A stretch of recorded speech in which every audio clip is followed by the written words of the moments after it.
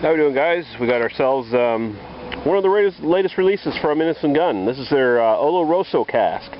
Rich ale matured in rare Oloroso sherry casks.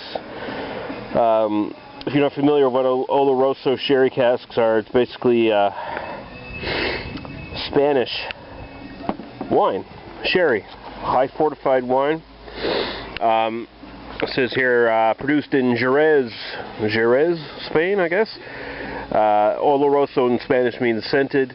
And basically these are, like I said, fortified wines. They're very sweet and they're generally quite spicy and fruity too. So very sought after by Scotch distilleries, Irish whiskey distilleries in particular, because maturing their whiskeys in those sort of casks, even for a small amount of time, can impart a lot of nice little notes, especially spicy fruit notes. So apparently Innis Gunn got a hold of some casks,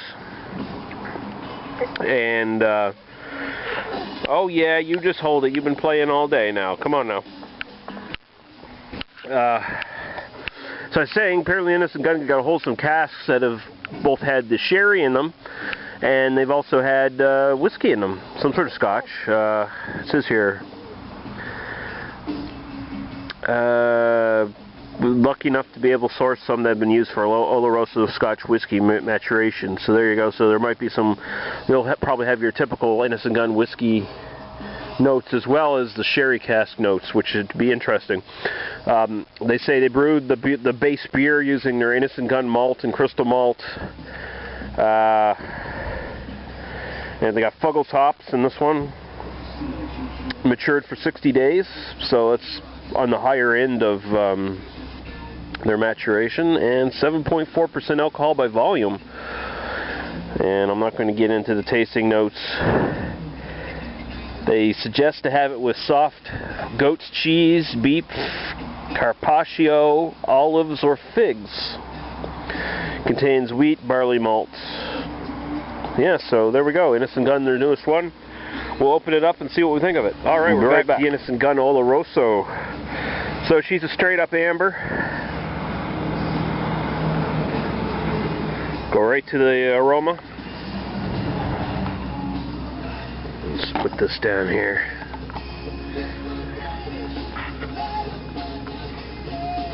Interesting. Certainly got that vanilla wood sort of smell that you usually get from a lot of the Innis Gunn ones. It's got that sort of typical Innis Gunn malt backbone. But I am getting a spiciness on this. I'm getting sort of cloves and maybe a little bit of a vinous note on this. Just a teeny bit of like sweet wine.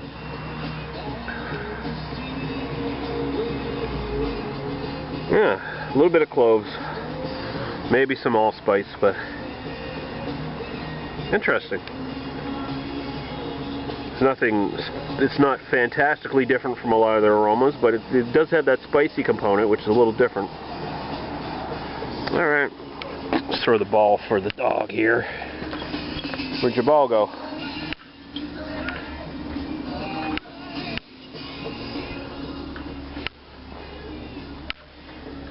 Where'd it go? Throw it in your hole here, or what?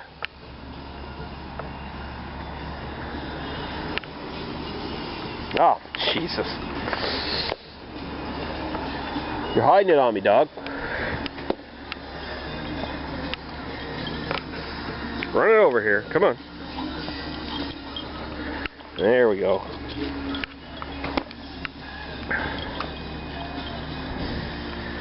Becoming a YouTube sensation there, dog. People want to watch you more than they want to watch my beer reviews.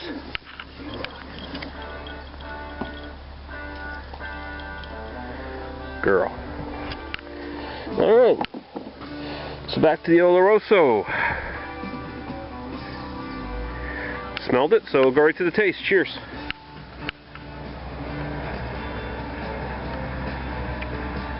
Whoa.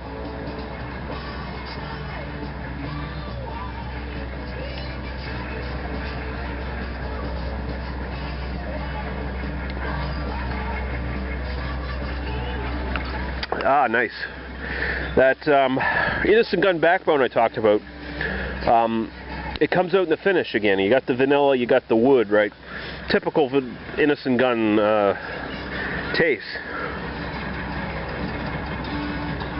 But right up front, you do get a nice clove, slightly clove spice. Not a big one, but a little bit of sherry, a little bit of, and it comes out like figs, and maybe like red grape, a little bit, a slightly grapey note. But it's not cloying. It's sweet, but it's definitely not cloying. It does taste like a decent little sherry that's not been highly sugared up, you know. And that spice really, I think that helps a lot. I think that really cuts the sweetness down quite a bit. It sort of tastes like a winter warmer almost, but I'm not really getting the alcohol. And of course the construction goons over there are fucking, they're a little ways down the street now. They're not outside my window anymore, but they're still making plenty of fucking noise. Bastards. But hey, you gotta put another fucking subdivision in, so we gotta get the old water mains in order. That's all that's important.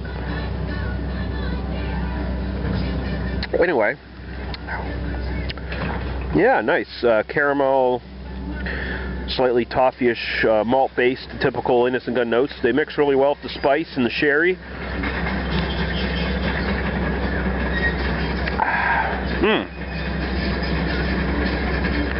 Pretty damn good. Throw the ball here while I wait for this fucker to stop his goddamn machine for a minute. Doesn't sound like a bunch of goddamn krauts are driving their panzers down the fucking street.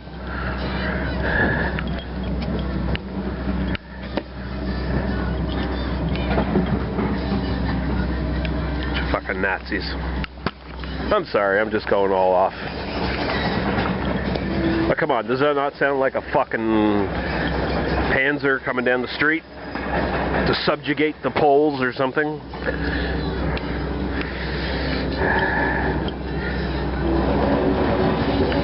To halt the invasion of Normandy?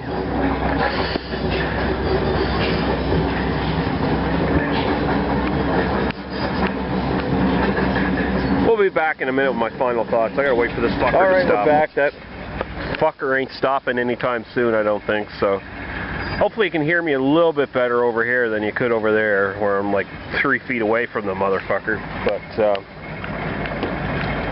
final thoughts. The only disappointing thing about this beer actually is that there's not enough fuggles in it. It really doesn't come out all that much in the finish. It's much more just the oak and the vanilla, standard Innis Gunn finish. I would have loved more hops in it, but it's always a nice thing when Innis Gunn makes a beer that's, you know, distinct. You know, there's enough of a difference between what they usually do and you know, some different flavors in it anyway. You know, some flavors that are big enough that you can tell the difference. So good on Innis Gunn for that. But this is nice little spicy alternative. Better than those spiced rum cask ones, definitely. And the sort of wine sherry notes are nice. Very nice, actually. The more I draw on it, the more the finish comes out like an actual port wine or something along those lines. So it's actually very nice. I'm going to go 4.5 out of 5. Actually, I really enjoy this one. I really do. This is a winner from Innis Gunn. This is one of their more distinct ones. Like I was saying, like their original rum cask was, and their Irish stout is. So yeah, pick this one up.